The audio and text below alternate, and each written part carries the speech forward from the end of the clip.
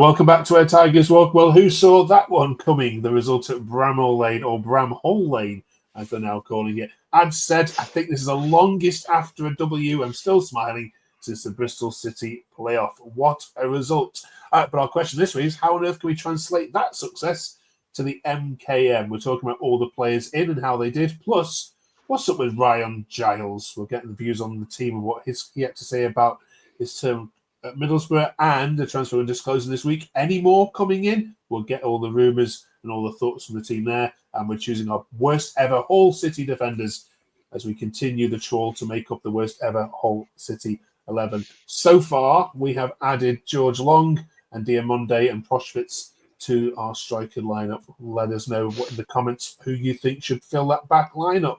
But before we get to that, lots to talk about. And of course, we've got to start with last Friday night's action as Hull went to Bramall Lane and tore strip off the potential champions of this division. Matty, did you see that coming?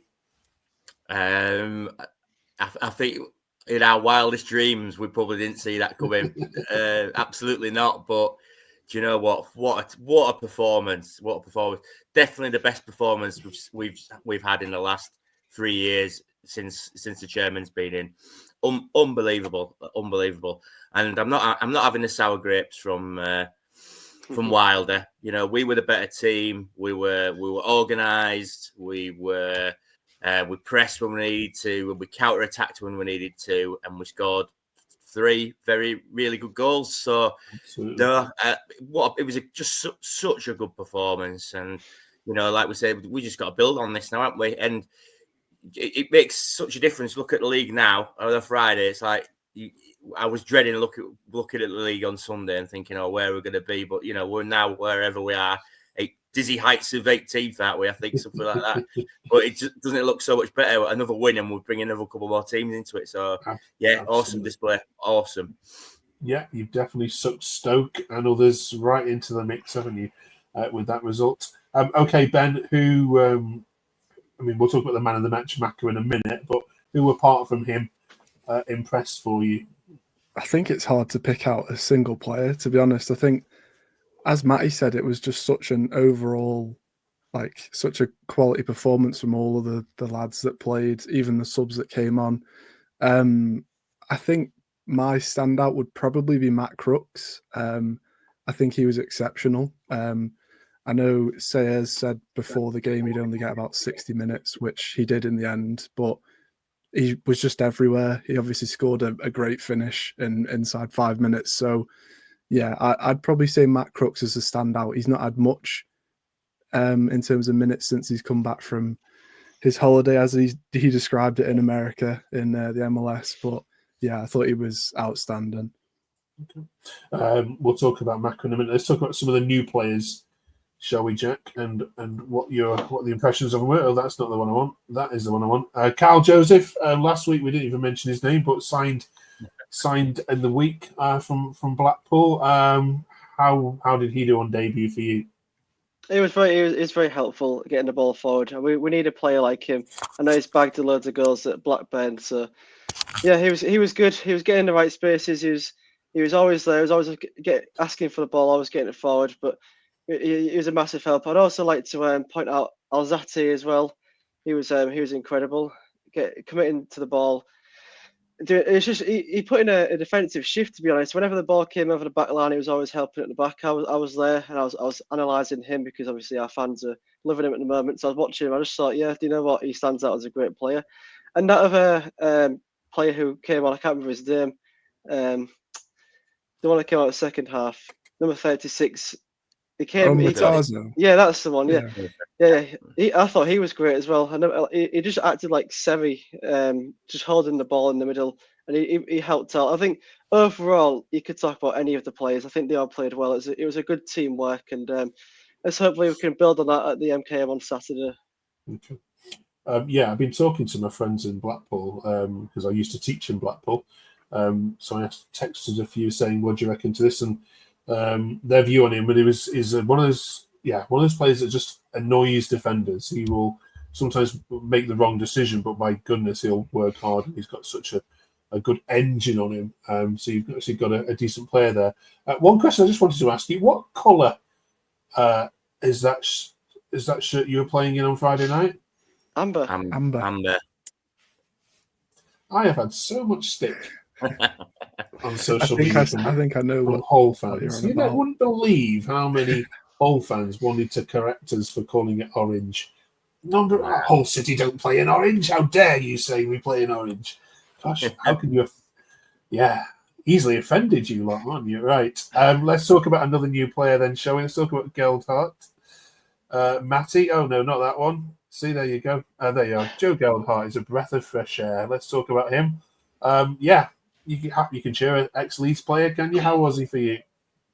Yeah, I think he's settled in nicely. I think the first half against QPR in the week, he had a solid start. I think second half we just faded a little bit. Obviously, he grabbed that goal, which was great, but I think Friday he was just a constant outlet. He worked really hard on that left hand side as well to support defensively. He just looks like he's missed playing football. Probably he's missed not playing, and he's really thriving in that team. And yeah, he looks just an absolute workhorse, and it just brings more quality, because I think that's probably obviously where we've missed in the wide areas. We've missed that bit of quality. And just to back up, Kamara on the other side was absolutely superb. That's his second best game for us behind the Leeds game. But yeah, Gelhardt, hopefully, if we could sign him, I still probably think his best position's through the middle, but he can play across that front line anywhere, and he just adds more quality to us, and that's what we were lacking. Just look at the bench when they came on, the players that came on, compare that to before Christmas, and you're bringing on Malem and all those other players. We're worlds apart from that, so it makes such a difference having quality on rather than crap that we can bring on. So yeah. If you don't forget, stay to the end of the video, because we are going to pick out our worst ever defenders. And before we get to that, though, Ben, the sign of a good coach, they say, is if you can take an average player and turn him into a good one. And no more true of that is of what's happened to Maka over certainly last weeks or so. Jacob says, think all the people calling him a Matty Jacob rubbish owe this man an apology. He's rarely put a foot wrong. Carl says, I've slated Maka under previous managers for making too many daft mistakes in the past, but Ruben has turned him into a better player, and he fully deserved the man of the match today. But the Tigers. Do you agree, Ben? Yeah, I do. I think I can swallow up what I said, I believe, last episode, where I said I wouldn't play him at left back ever again. And I think he was superb on the left. And then when he got moved to centre back alongside Alfie Jones, and then instantly Matty Jacob came on, and he obviously got a goal. They both played fantastic. I think it is the sign of a very good manager, where he can turn players that are getting a little bit of heat from the fans into quality players. Like, they looked comfortable on the ball. There's been times where Matty Jacob especially has not looked quite there in terms of confidence when he's defending, but I thought he was great on Friday night, and as was Sean McLoughlin, deserving of man of the match, fully deserving of that. This is the happiest you three have been in weeks. Jack, does this mean you're staying up? Yeah, I think we can all say we're going to stay up, especially after that. I think we're better than the teams that are in the bottom three already. Like, look, Portsmouth are getting beat every week, and even a couple of teams that are in there. So I think are we 18th now after that win? 18th or 19th or something like that. I think 18th or 19th. 18th. Yeah. So we're done well, because we was 18th after Friday night. So obviously the teams below us are doing worse, but yeah, there should be no worries. Fingers crossed that we any worries about going down. I think we could, if we carry on, we could actually push for top half of the table, and maybe, just maybe, top six. I'm first to say it. You've heard it here. You're not the first to be fair, say it, we are only 13 points off. I will. There you go. That's all I'm going to say. Do you not remember Coventry a couple of seasons ago when there's dead at the bottom, and then suddenly they came with the top six? So we believe. What was it? One family, one dream. Is that our motto? Anything can happen. So, if you get in the playoffs, I'll have what is it, the tiger tattoo on my arm for the last podcast. Goodness me. I'm not having that. Although, to be fair, you're not the first person to say it, because I've seen it all over Twitter. We're going to the playoffs. Get Wembley booked now. Yeah. Okay. Right. Nothing like one win to give us loads of confidence. Absolutely. World beaters now. We weren't saying it after the QPR game. You watch us get beat by Stoke 1-0. Yeah, exactly. All right, let's bring the tone down a bit and talk about Ryan Giles for a second then, shall we? Matty, his comment, of course, along this is, of course, I would love to, of course, in response to whether his Borough loan should be made permanent. What's your take on this?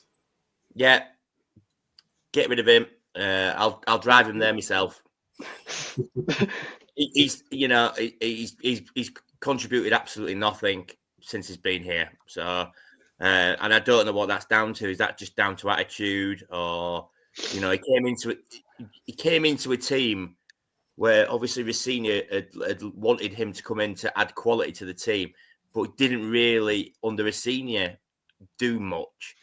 And then it was his opportunity this season to really kick on and kind of show us the player that he is. Now, I know that going forward, he is very talented going forward, but defensively, he's just awful. He could quite easily get in our worst defenders in the team, and he possibly will do it at some point. So, but I'm not being funny. Good riddance to him. Yeah, that's a bit harsh. It's obviously just not worked out, has it? Some players go to teams, it just doesn't work out. It's just not worked out for us, has it, with him? So, move on. We've got Matty Jacobs there. We've got Super Macca, who can play anywhere in the team. So we've got what we've got to worry about. We're all right. We're fine. Okay. His comments a little bit disrespectful, though, Jack. Yeah, I've ranted about him every week. I don't know if anyone can tell, but I can't stand the guy. What really pissed me off was, excuse the French, but was the video Borough put on of his best clips, and right at the end it's against Hull City, and I was just like, you absolute jammy sods. So yeah, obviously he didn't like us. He didn't want to stay. You could tell by his attitude in the last few games he played with us. So yeah, he can go now, and I can stop ranting about him and start praising the players who deserve it. 3 for 3, Ben, on this one? Yeah, definitely. I mean, there was so much hype about him coming in, didn't do anything under Rossini, didn't do anything under Tim Walter, and didn't do anything under Ruben Sayers when he got the chance. So, as the lads have said, I'd drive him there myself. It's the less we talk about him, the better. Move on. I'd pay for the fare as well. Yeah. All right, then let's end this chat end this topic on a positive. Then Jacob says, getting a good vibe again at City. We're picking up some very good results and putting in some excellent performances in. Also, it's nice to see Rossini doing well at Strasbourg. He's unbeaten in 6, winning 5 of those. He's 2 points away from European League position.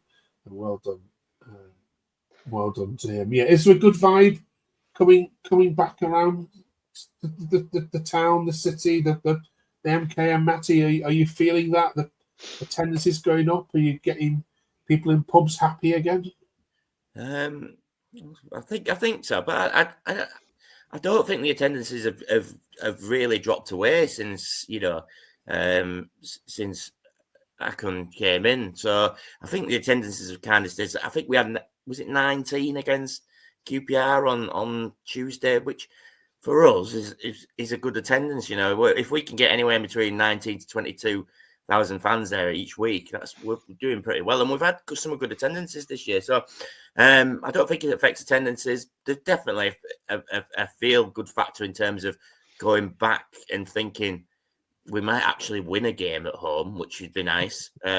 Actually I got talking to a bloke who'd not been for 2 years on the Tuesday night game, and I was just like, oh, well, why haven't you been? Because he's got some crap. But then he lost anyway, so it didn't matter. But I think there is a feel good factor. I think you could just tell on social media, can't you, as well? Everybody's raving, and waxing lyrical about Sellers, which he has done brilliantly. He's come in, he's turned us around. It only bodes well for the future if we can keep this team that we've got. A couple of new players that are going to come in. Summer, sort it out early. get the players you need in, and then why not push up that table towards the playoffs next season? Okay.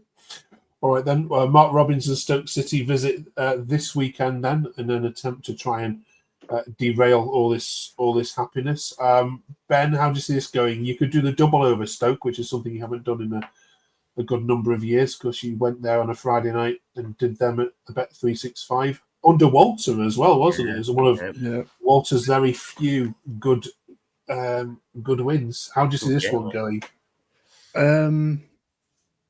I think we'll win it. I'm very hopeful that we'll win it and build a bit of momentum, because we've not really been able to do too much of that. We've sort of stumbled a little bit after each win under Sayers. We've not quite picked it up and continued the good performances. But I think after a win like Friday against someone like Sheffield United, the home atmosphere might just be lifted that extra little bit, which will then get the players up for it a little bit more. Not that they're not up for it, but I think it'll give them an extra boost, because the fans are that little bit more confident going into it. Because even under Sayers, there's still a bit of we might not win.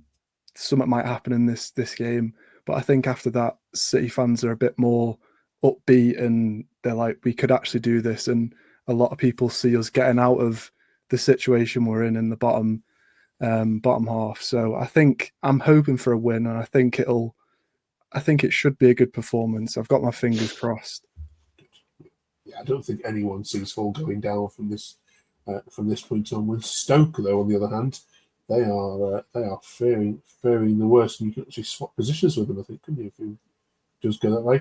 Before you get to Stoke, though, Jack, we've got the small issue of the transfer window slamming shut. It's fair to say Hull have been the busiest of the 24 clubs in the Championship in this window. And some might say you've probably won the Championship window, or maybe Sheffield United if they manage to get their targets this week. Are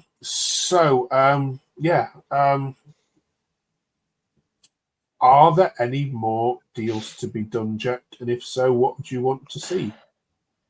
To be honest, I've been taking a break from Twitter and stuff, but I haven't heard of anything. It's usually the case with us. We usually do a couple of surprise signings, maybe towards the latter days, or even on the last day. I still remember that. Was it Delap who came on the last day, last season, or Philly Jean or something like that? But yeah, I'd like to see maybe one more forward, another winger, another physical midfielder. The back line seems to be quite strong at the moment, especially with Crooks and Maka and Matty Jacobs in form at the moment. So and Drama played quite well as well, so he could be coming to some form. But yeah, we don't really need much. I think those four players covered everything that we said that we needed in a few episodes ago. So yeah, I'm pretty happy. But maybe one or two additions who've got experience could do us a world of good. Okay, Matty, do you need anybody else? Yeah, I think we've been linked with Zorba Thomas, haven't we, from Huddersfield? So he'll be an excellent addition. I don't think midfield. I think midfield now we're sorted. I think we're the options we had on Friday was unbelievable to bring on the bench. When you bring in Puerta on into a game like that, he's going to absolutely love it and thrive, isn't he? So I think the only place would be, as much as Maka has done brilliant at left back, is potentially both full back positions. I think they did okay, and Drama did well, but I still think that's a weak area in our game. Both full back positions are quite weak. So yeah, that would be for me. A couple of full backs as well. Okay.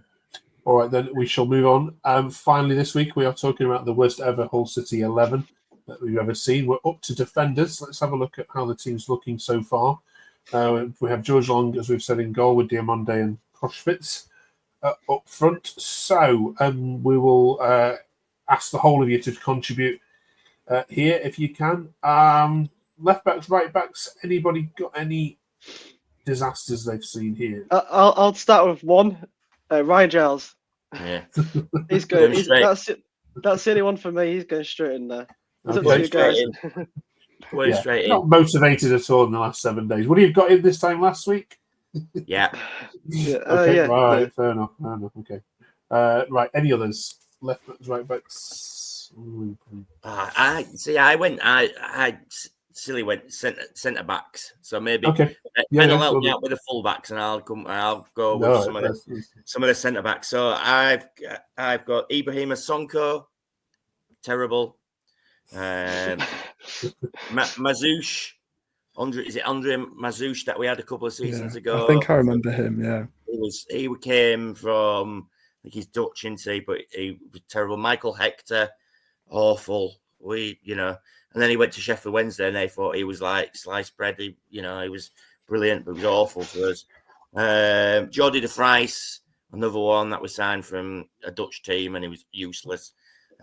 Matthew Pennington as well, awful, truly awful. Yes, I mean, even I can play in the state that I am now. I reckon I can play better than him. So I don't know if you've got Ben. Can we pick the worst two out of that lot, Matty, at all? Because Pennington, definitely. Hector. Okay. That's what I'm going for. All right. Ben, we're just looking for a fullback here. The one that I can remember is Eric. Is it Eric Lee Shy? He's an American fella. Used to play. I think he was at Forest before he came to us, and I mean he was part of that side that went down and absolutely honked it up in 1920. So not 1920, like 2019, 20. I'm not that old, but yeah, he was the one that stood out for me. There's El Abdelawi, I think that's how you say his name. I know he was competing with Elmo, obviously, for a spot, but he didn't really do much. Came from, I think it was Olympiacos on loan, and I don't think he really played too much. So in terms of right backs, I don't think there's been too many, but Lehigh would probably be my pick for that. And then Giles and the other two were pretty solid. They were some that I had in my list anyway. So yeah. Right, Brill, I think we've covered all that. If they've missed any, let us know. We're looking for the worst Hull City defenders the last 20 years since the Championship's been going. You know what to do, as you always do. You're great at it. Put us a comment below and let us know what you think. Right, you three, thank you very much. Enjoy the Stoke game. We'll see you in 7 days' time. Next week, we're finishing off our worst ever Hull side. We need the most undynamic midfielders you've ever seen play for Hull. We're also choosing our January Player of the Month, so come back for that one. And AI is going to predict where Hull are going to finish this season. So join us for that episode in 7 days' time. Thank you very much. Subscribe if you haven't yet done so already. Of course, we'd love making this content for you. Help us grow. And that's all you need to do. Press the little button down there. That makes us all smile. And we'll see you to review the Stoke game in 7 days' time. Have fun, everyone.